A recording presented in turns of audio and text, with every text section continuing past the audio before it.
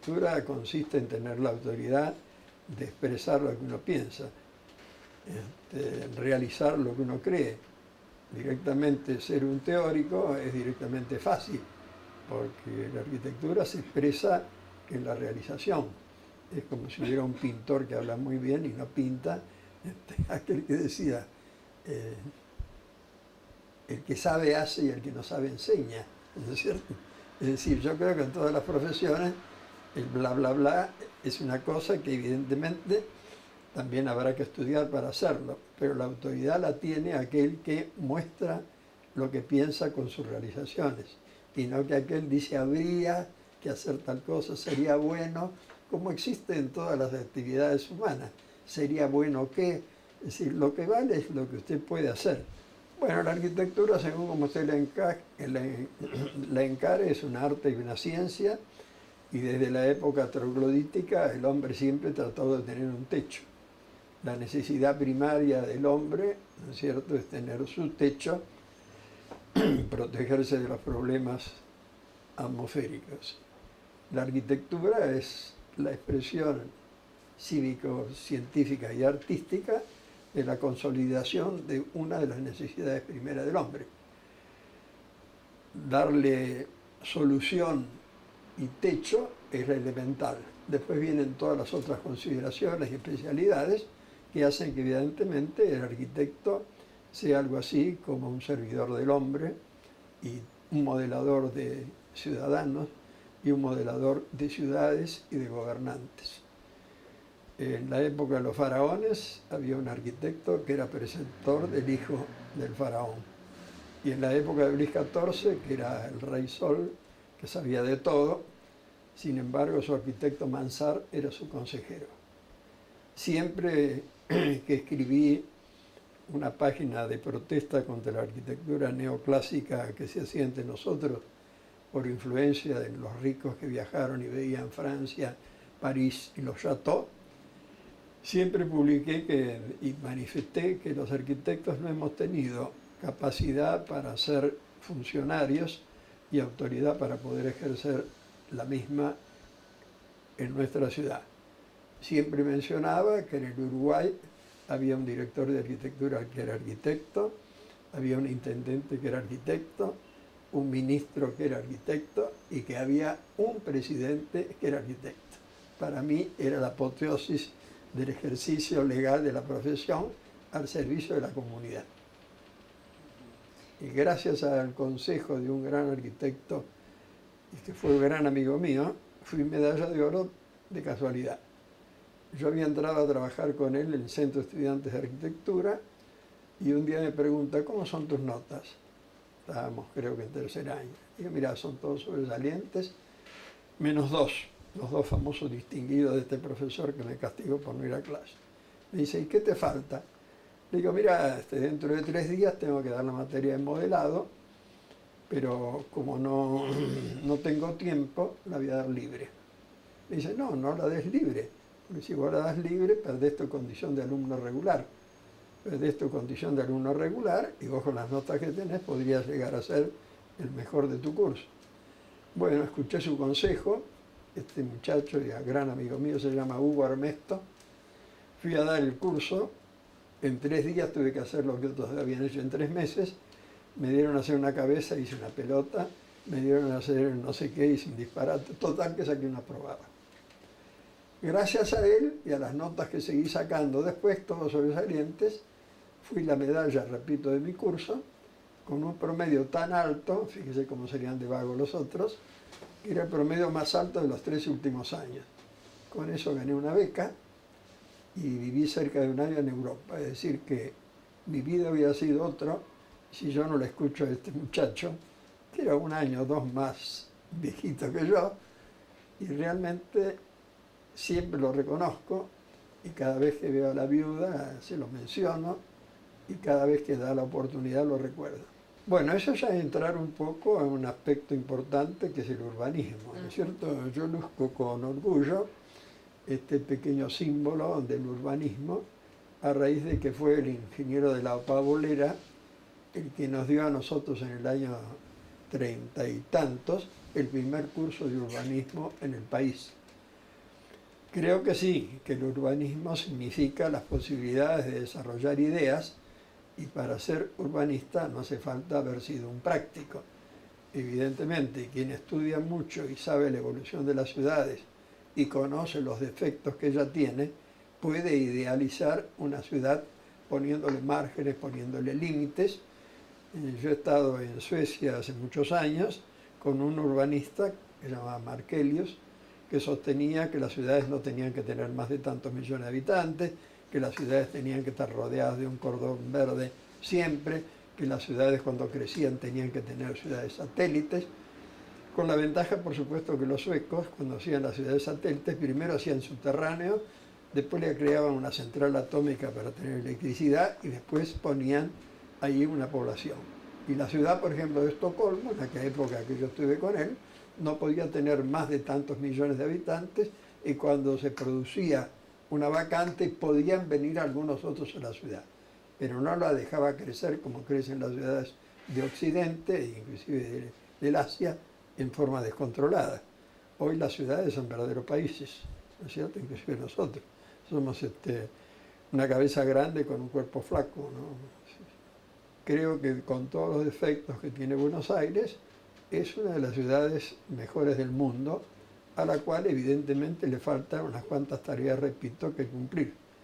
Creo que Buenos Aires, que fue la primera ciudad de Sudamérica que tuvo subterráneos, se quedó postrada y en vez de hacer comunicaciones para el que no tiene auto, en un momento determinado se enloqueció haciendo autopistas dentro de las ciudades para los que tenemos auto. Yo alguna vez le dije a un intendente si no le daba pena ver a la gente hacinada en los colectivos, cuando en realidad Buenos Aires, que en el año 14 tuvo el primer subterráneo de Sudamérica, debió haber tenido ya una red de subterráneos que llegaran a la periferia. Creo que existen no una, sino muchísimas obras según las épocas en que usted las encare. En mi primer viaje, que fue en el 37, he admirado obras de algunos arquitectos que no han tenido la difusión de sus obras como las puede haber tenido Le Corbusier, que viajaba por todo el mundo con un fotógrafo y que tenía un primo que era también Jeanneret, porque el apellido de él era Jeanneret, que se encargaba de hacer la dirección de las obras. Él era una especie de genio que hacía ciertos planteos y pues el otro era el que hacía la dirección. He admirado obras en Europa del Tecton Group, de Chermayeff, de Jacobsen, de Álvaro Aalto, no todas, sino muchas de ellas. Le hablo de la época del 30 y tantos. Y después, cada vez que he viajado, me he ocupado de visitar y ver obras que me interesaban, obras de Mies van der Rohe en Chicago, de Gropius en Boston, de Neutra en la zona de California, en Australia obras de Seidler. Es decir, soy bastante exigente, no todas las obras de todos los grandes arquitectos consagrados calzan dentro de lo que yo creo que debe ser. Bueno, ¿a quién no le debe haber gustado hacer obras buenas de otros? El pabellón suizo de la ciudad universitaria de Le Corbusier, en mi primer viaje,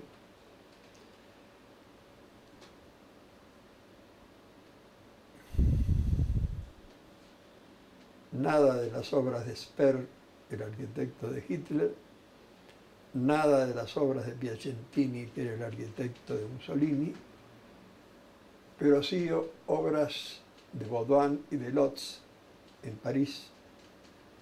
Un edificio que conocí que se llamaba Marché du Peuple, que era un edificio hecho en metal, que tenía una pileta de natación, que a ciertas horas se cubría y se convertía en pista de baile.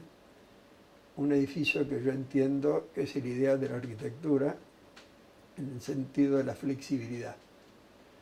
Creo que uno no puede tener la pedantería de hacer algo en forma definitiva, sino que tiene que hacer obras pensando en la flexibilidad. Para eso he admirado siempre la arquitectura finlandesa y antes la japonesa. Creo que la Edad Media en Japón muestra algo que yo aprecio y que vale para la arquitectura contemporánea. La puerta corrediza, nada de escalones, integrar el exterior con el interior, la sobriedad, la sencillez, la simplicidad, que creo que es lo que vale no solo en la arquitectura, sino también en las personas, la permanencia.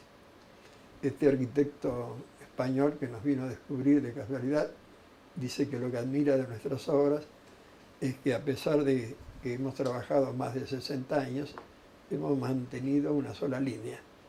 Y dice que muchos arquitectos hace 40 o 50 años hacían lo mismo, después a los 30 ya menos, a los 20 y pocos, y ya ahora casi ninguno. Es decir, muchos arquitectos en el mundo famoso han buscado el cambio, como lo han buscado los pintores, como un Picasso que pintaba muy, muy bien, era capaz de hacer cosas que a mucha gente le encanta y a otros no, pensando en el cambio y en la evolución.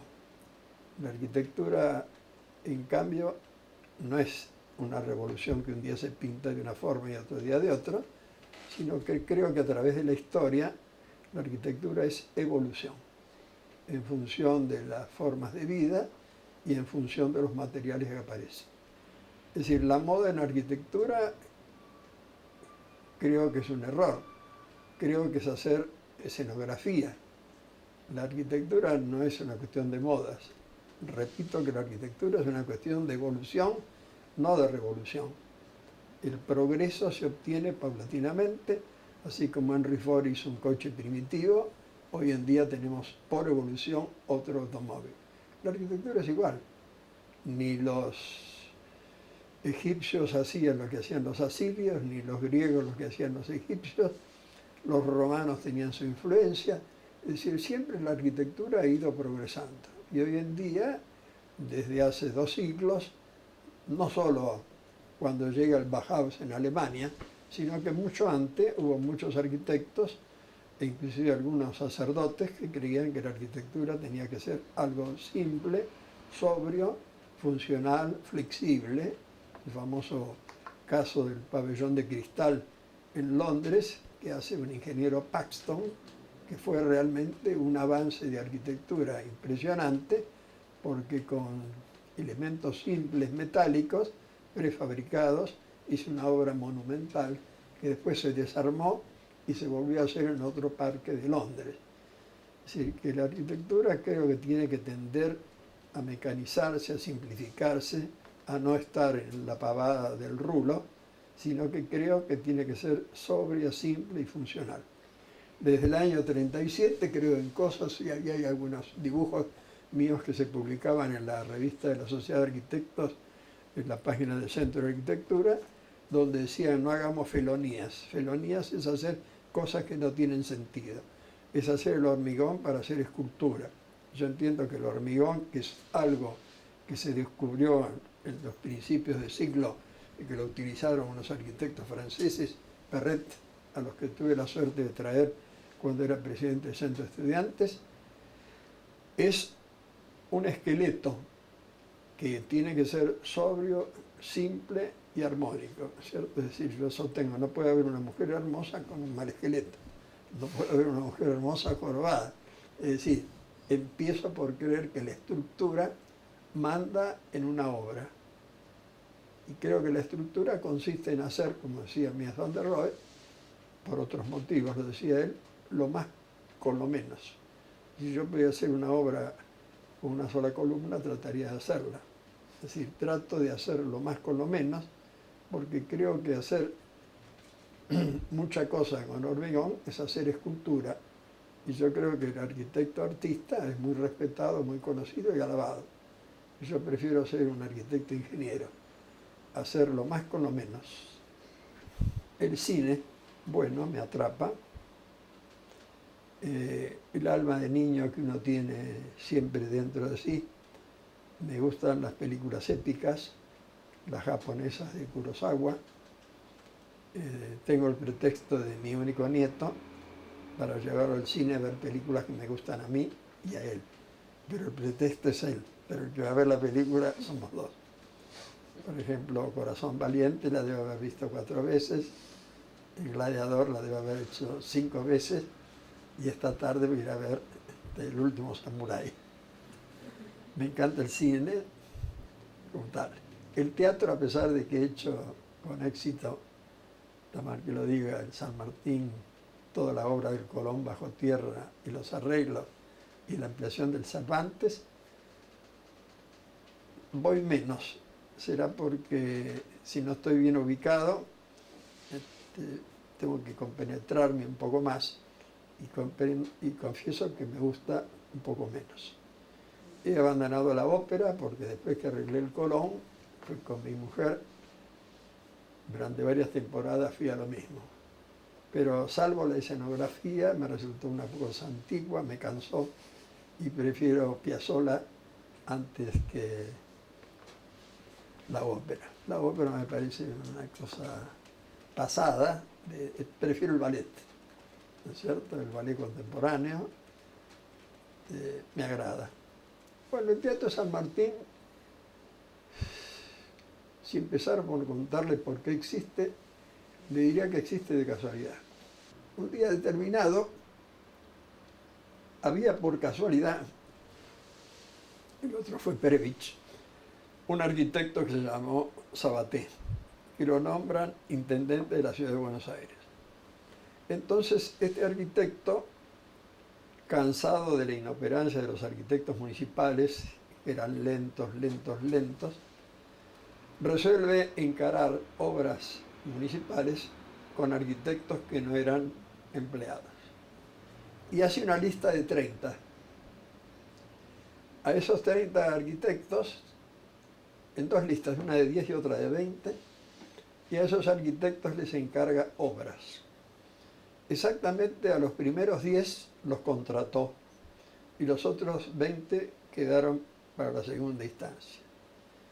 Entre los 10 primeros que él contrató, el que habla era el número 6. Había avanzado bastante, estoy hablando del año 1953. Bueno, nos encargó previamente los camarines del teatro, que los hicimos y todavía parece mentira. Planta baja, 11 pisos, 2 subsuelos, aire acondicionado, ascensor y muebles en 3 meses y 20 días. Como lo oyes. Trabajando, por supuesto, tarde, mañana y noche. Me llamó un 5 de enero, me dijo, ¿cuándo podemos empezar? Le dije, mañana. No tenía hecho los planos, tenía un cuadernito cuadriculado, de manera que el proyecto lo fui haciendo al mismo tiempo que hacía la obra. La obra existe, está bien hecha, con lo cual se demuestra que todos somos hijos del rigor y del tiempo que nos dan. Como te cuento aquel de los expedientes, que si no los despachás, cada vez son más altos y el primero que llega después es el último. Por supuesto que nos encarga a otros arquitectos otras obras importantes y a nosotros nos encarga el Teatro San Martín. Para hacerlo corto y no expandirme porque la obra tiene una cantidad de méritos enormes, fue en su momento el escenario más completo del mundo. Nos encarga la obra y me dice, no, con Ruiz no, porque con Ruiz ha tenido un encuentro y demás, qué sé cuánto. Bueno, yo le dije, bueno, tiene razón, con Ruiz no. Pero yo seguí diciendo que fuese con Ruiz, lo puse en el cartel con Ruiz, no le llevé a la punta al intendente. El hecho concreto es de que se me ocurrió de que había que hacer la obra rápido, porque en una de estas al intendente le echaba, cosa que sucedió. Entonces dividí la obra en 2, primero la excavación y la submuración. Y mientras hacía eso, hice toda la documentación restante. La primera parte la hice con una empresa, la segunda parte con otra. Para hacerlo breve, en un momento determinado, como era de prever, el intendente se pelea con Perón, y Perón lo echa. Y de las 10 primeras obras que había encargado, la única que estaba contratada y empezada era el teatro. El teatro debe entonces su existencia a una casualidad en base a mi triste anterior experiencia de las damas. Los otros 9 arquitectos se quedaron con hermosos rollos de papel, nunca vieron sus obras hechas.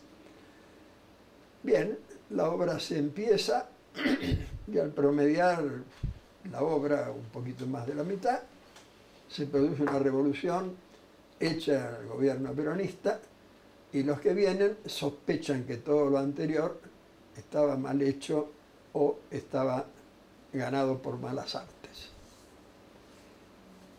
El Teatro San Martín estuvo paralizado 3 años y medio. Dijeron que era un elefante blanco, dijeron que no servía para nada, había que regalarlo a la UNESCO, que había que poner ahí la Biblioteca Nacional. Cualquier disparate lo dijo todo el país. Total que a principios del 60 cae un intendente que había tenido empresa constructora, se llamaba Hernán Giral, y me llama y me dice: Álvarez, ¿usted podría terminarme el teatro para el 25 de mayo del 60? Bueno, sí, cómo no, usted me da la libertad que he tomado y he tenido siempre, sí. Dejé de ir a la inauguración de Brasilia, que era uno de los 20 arquitectos invitados, y me puse, por supuesto, a terminar el teatro. El teatro lo terminé y el 25 de mayo de 1960 fue inaugurado. Como anécdota, el secretario de Obras Públicas me llamó, me dice: arquitecto, ponga una placa diciendo que este teatro se inaugura durante la intendencia de Hernán Giral. Digo: sí, cómo no, ponga el nombre mío también, ponga el nombre suyo. ¿Y qué más? Nada más. Le digo: usted se olvida del que me encargó la obra. ¿No le parece que hay que poner el nombre del arquitecto Jorge Sabaté? Bueno, ponelo, pero más chiquito. Bueno, yo en realidad no los evalúo, son ellos los que se deben dar cuenta, porque yo en realidad, en cierta forma, los deformo a mi manera, ¿no es cierto? No digo los formo, los deformo.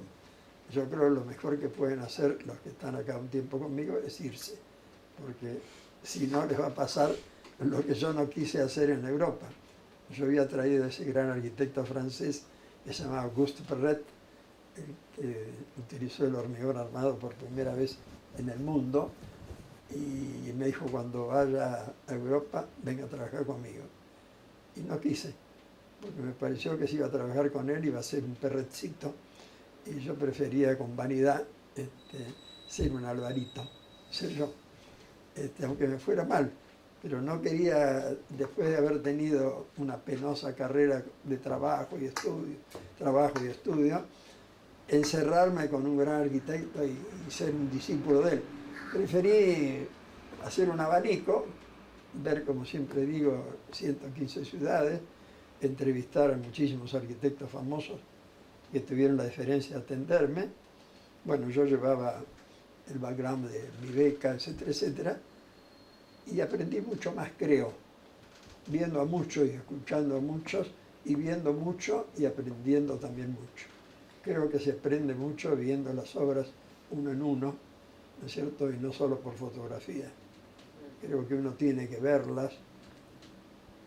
Estudio siempre mis viajes, llevo anotado todo lo que quiero ver, todo lo que se ha hecho último, me mantengo más o menos actualizado. Obras que ha consagrado a los demás. Bien, pero por ejemplo una obra que poca propaganda se le ha hecho frente a su homóloga, que es el Banco de Londres, es Somisa. Somisa es el primer premio a un concurso que ganamos entre 85 arquitectos en una primera vuelta y 10 en la segunda. Es el primer edificio en el mundo hecho con chapa. Todos los edificios que se han hecho en el mundo, inclusive la torre que nosotros hicimos al lado del Hotel Intercontinental, han hecho con perfiles, ¿no es cierto? todos los edificios del mundo están hechos con material prefabricado. La perfilería, el doblete, las vigas. Somisa, en cambio, es la expresión de lo que se puede hacer no teniendo perfiles. Somisa, que en San Nicolás tenía su producción, solo hacía chapa. Entonces, inspirado en la madera terciada, pegando chapas con chapas, llegamos a tener espesor, inspirado en los tanques, no es idea mía primigenia, sino en los tanques y en los buques. Usted puede llegar a tener espesor juntando chapas, como hacen los tanques. Este edificio es el primer edificio en el mundo que se ha hecho con chapa. Siempre me gustó la arquitectura y a pesar de que era buen alumno en casi todas las materias en el Colegio Nacional de Buenos Aires, todo el mundo me recomendó que no estudiara arquitectura, primero porque no tenía varios apellidos, segundo porque no tenía relaciones y que por venir iba a ser más que incierto. Bueno, apoyado por mis padres, seguí mi vocación, que realmente fue decidida, sin ningún tipo de vacilaciones, pensando en que prefería trabajar en lo que me gustaba y no ser en cambio un señor que triunfara en algo a pesar de no tener vocación. Siempre me pareció que era preferible ser el dibujante de un arquitecto que yo admirara y no practicar, repito, una profesión que no fuera lo que yo sentía. Es decir, nunca fue para mí la búsqueda del dinero lo que entendí que podía ser la felicidad. Si bien dicen que el dinero calma los nervios, un muchacho pobre que estudia arquitectura, bueno, tiene un porvenir incierto. En una época decían, no, vos no tenés ni una tía rica, tus parientes son Álvarez, y porque no importa, trabajaré en lo que me piace. No he pensado nunca jubilarme, porque sería un disparate. Me enloquece mi profesión, como si fuera el recién recibido cuando le dan una obra grande. Temo, eso sí, equivocarme cada día más, cada día a lo mejor dudo más, si bien he aprendido mucho, pero tengo, como dijiste, una locura, una pasión.